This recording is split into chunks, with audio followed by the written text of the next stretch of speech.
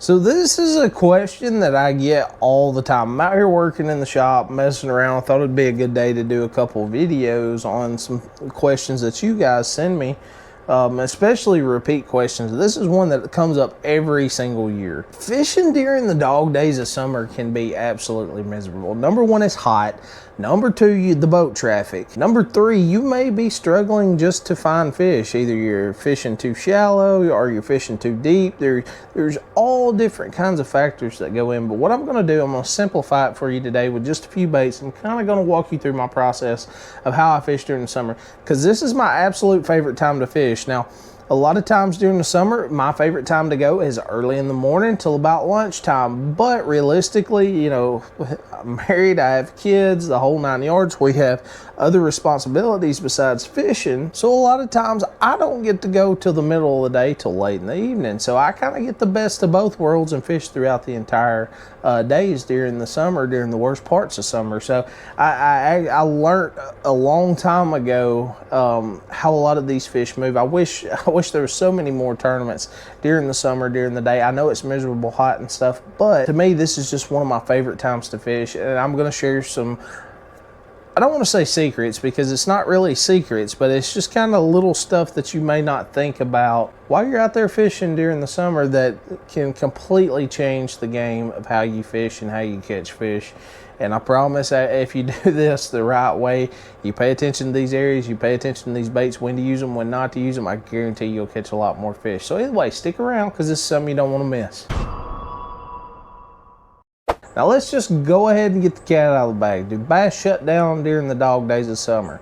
Absolutely not. I would argue that the fish are actually more active during the dog days of summer than they are any time throughout the year. Besides pre-spawn, that's a whole different ball game. But you can find fish on your lake or on your river system during the dog days of summer that feed just like they're in the pre-spawn pattern. They may not be in the same pre-spawn areas in those pockets and those creeks and things like that, but what happens is this water heats up, the metabolisms of the fish go up. When the metabolisms of the fish go up, we're talking bass specific, the rest of the fish, the catfish, the crappie, the brim, the shad, everything, their metabolisms go up too. So what do they need to do? They eat more often. Now you may be saying, dude, I went out the other day, didn't even see a fish blow up over, you know, the entirety of the lake, never saw anything chasing. Well, that's because sometimes they're not chasing on the surface. Sometimes they're not chasing 4 inches under the surface. Sometimes they can be chasing anywhere from 20, and then you guys who fish the Highland reservoirs like Lewis Smith Lake,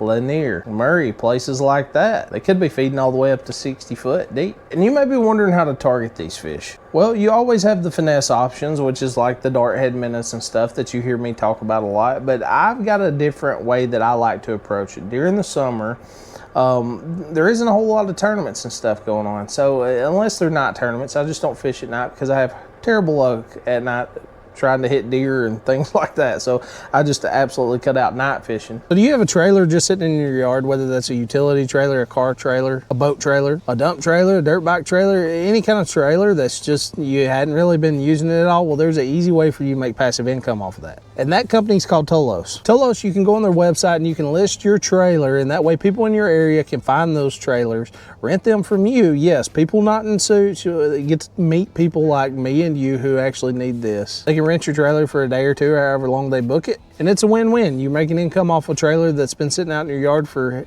I don't know how long, and they get what they need to get their stuff done. So make sure to check them out at tolos.com. List your trailer now.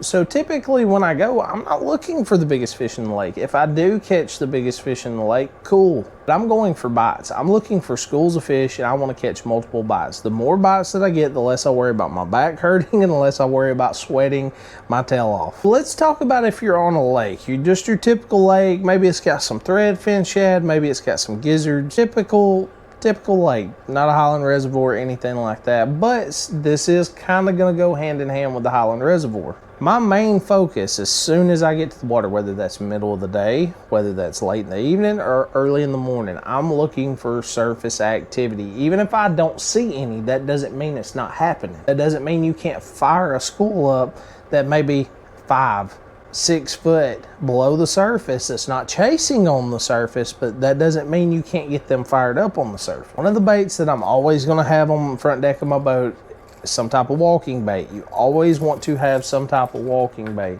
Think of that as your spinner bait. Think of that as your chatter bait. Think of that as any type of moving bait that you like to use to cover water, your square bill or anything like that, but you're going to do it on the surface. I can cover so much water with the top water bait, because a lot of times what happens this time of year, we say these fish are spread out all over the lake, all over the river. They're spread out. I catch one here, catch one there.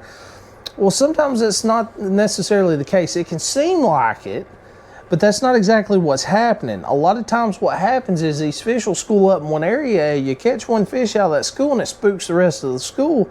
You only caught one fish out of that school. There may have been 5 fish right there at the edge of that point or something like that. You just spooked the other 4 after you got that one in the boat. So one of the main things I want you to focus on is long cast. Anytime you're using any of these top water baits, do not get your boat right up against stuff unless you're fishing, you know, a heavy cover system, lily pads, lay downs, things like that, that you got to flip up in, that you're trying to throw a frog in or anything like that. If you're fishing where it's mainly open water, maybe it's a lot of sparse willow grass, something simple like that, that you can use a walking bait around or in, make those long casts. Super long casts are your best friends. Will you lose fish? 100%. But a lot of times the first fish that blows up on your bait is not the biggest one. How many times you've been reeling your bait up to the boat, you catch a fish, you get it up to the boat, man, I just had 3 others with it. Those other 2 were giants compared to that one I just caught, blah, blah, blah. Sometimes losing a fish will actually cause another fish to set up for a bite. Make long casts. That's one of the main things. So you may be thinking, well, what areas do I need to look in? Because that's one of the biggest ones. What areas do I need to look in? Your typical areas, your main lake points. What do I look for in a point? What feature do I look for in a point? Number 1 is going to be how long that point is. If it's a long point that extends out far in the middle of the lake, but it's narrow enough that I can make long casts and cross both sides of that point, that can tell me a lot. It's something I can fish efficiently and quickly. Expansive flat point. So what I mean by that is a point that rounds off and then comes to a tip, but it's got a big old flat area on it. What am I looking for on that flat area? Sometimes nothing. Sometimes there's nothing on that point. They may just be schooled up in a certain area for whatever reason. Other times I'm looking for anything that may be on that point that's different. It could be a rock that sits 6 inches up off the bottom. It could be a rock this big around and stick 6 inches up off the bottom, and there'll be 5 to 8 fish around it for whatever reason. The other biggest mistake I see a lot of people make during this time of year when they're fishing points, they're fishing, they put their boat on the middle of the point and they throw up to the bank of the point and bring their bait out. I never do it this way. I never do it this way, because it doesn't mean that you can't catch fish that way, but you can miss out on so many more good bites. You could have had so much of a better day if you would have just took a little bit of time to position your boat correctly. So if I have a point coming out, right, so the point starts at my chest and it comes straight out, here's the bank where you guys are, okay? I want to position my boat at this area. Here's the edge of the point, and then right here's the edge of the point. I'm going to sit 30, 40 foot off the edge of that point, and I want to cast over it. So if there's a grass line right here, I want to run that bait down that grass line and just keep going in a zigzag pattern all the way out. Now, once I finish and I'm at the end of the point, do I just pack up and leave? Typically not. A lot of times I fish that whole point, even if it's a long point that's 100 yards long, okay? It doesn't take me but 10 minutes at the most to fish that point. What I do is I like going down the other side, because a lot of times these fish will position a certain way, and sometimes if baits are coming at a certain direction, they won't bite. You guys that fish river systems with a lot of current, you see that a lot. It still applies to your lakes at certain times. The other thing is the bends of your point. So what I mean is that point, as it goes down, or as it comes, let's say here's the point, okay? It comes straight to the bank and then starts to veer off, right and left. Where that starts to veer off, a lot of times if you have wind pushing into those U's where that point bends off and goes towards the bank or goes towards the channel, most of the time towards the channel is where the fish will be. But sometimes if wind is pushing heavy up against, you know, like the left side of the point where it goes like up into a cove or up against a flat bank or something like that before it drops off, those fish can position on either side. If y'all watched the video of me catching those fish on the flutter spoon, I had a guy that was sitting out in the middle of the point point, wasn't catching anything. I was sitting, 100 yards or more away from him at where the edge of that point kind of cuts off, throwing a flutter spoon right on the edge of it, just smoking them. The guy comes over there, he's like, man, what are you catching them on? I was like, flutter spoon. Here, there's your flutter spoon. Look for these areas or whatever. He wore them out the rest of the day. So, look for those two in particular areas. A lot of times you can fish them all day and you can catch fish all day. A lot of you guys are going to know this, but bridges. Bridges is a very, very common thing to catch fish on. One of the main things that you need to determine though when you're fishing bridges is, are they on the columns? Are they up against the shallower part of the bridge? Are they on the deepest part of the bridge? And where are they suspended at? Are they suspended 5 foot down? If they are, it's money. You're going to catch them on that top water. Are they 6, 7 foot down? Well, that's money too. You can catch them on that square bill, that jerk bait. Never rule out bridges, flutter spoons, anything like that that is real erratic. You can catch fish on a bridge this time of year. It's a great way to do it. You may not catch the biggest fish, but if you're struggling and you need to bite, you need some confidence, bridges are one of the best places to go. Now, kind of going in with that genre, let's say these fish are not chasing, right? So they're not sitting at 5, 6 foot. They're not suspended there. They're not 2 foot under the surface, busting the top, but you actually see them positioned on bottom, whether that's with your side scan, your 2D, your down imaging, or your forward facing. This tool, which is exactly what this is. This is a jig. I understand it is called a bait, but this is one of the most versatile tools you'll ever use. You can throw it around cover, you can throw it in open water, you can reel it, you can pop it, you can drag it. You can do anything you want with a jig, and most of the time they're going to bite it. A lot of people don't have confidence in a jig. It's not necessarily because you're doing anything wrong. Sometimes they just won't bite a jig. When I'm looking to throw that jig during the summer is when I see those fish positioned on those points and stuff, and they're just sucked to the bottom. The only way that I see them come up, if I throw something at them, I see them come up, look at it, and they go right back down. That typically signals to me that I need either something erratic on the bottom, which you can do with this, or you can do it with a crankbait. We're going to get into the crankbaits in just a second, but let's just say they're not on the crankbait. I want to throw the jig. Smooth surface. Not a whole lot of wind, don't get a whole lot of line bow or anything like that. I'm gonna pick up the jig. What I like to do with this jig is I throw this jig out there and I let it hit bottom, and as it hits bottom, there's 3 retrieves that I always go through. Number 1 is gonna be stroking the jig. It's gonna be popping it basically. So I'm gonna pop that jig up off bottom a couple of times, 2 or 3 times, like I'm working a flutter spoon.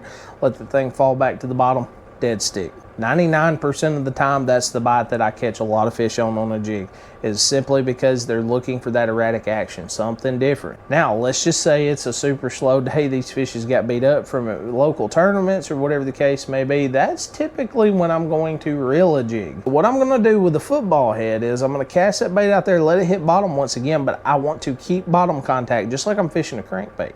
Except what I'm going to do, I'm going to position that rod at like a 3 o'clock, and then I'm just going to slow reel that jig. When I hit something, when I bump it, I'm going to stop and I'll pop it over it, kind of finesse it over something, whether that's a log, a rock, or anything, whatever you may be fishing. And I'm going to continue to reel that bait. And now this is where it really, really pays off to pay attention, because if I'm reeling that bait and I bump into something and I stop and then I get a fish to bite that bait, or I'm finessing that bait over and then I get bit, then you know what you need to do with your retrieves. Start varying those retrieves between popping them, reeling them, things like that. A lot of times it can trigger just a ton more bites. That's going to be the whole key to fishing dog days of summer, is making something erratic. The next thing, if they're sucked to the bottom, deep diving crankbaits. Well, we're not even going to say deep diving crankbaits, because deep in your lake or your river system could mean 5 foot. Okay, so any type of round bill crankbait that is erratic. There's 2 that I typically go with. One's going to be the Strike King 6XD. The other one's going to be like the Rapala DT series.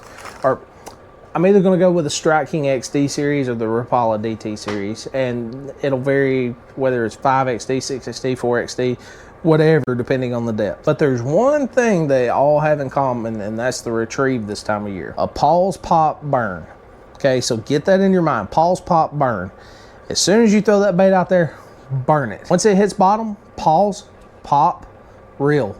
Burn, burn, burn, burn, burn, burn, burn.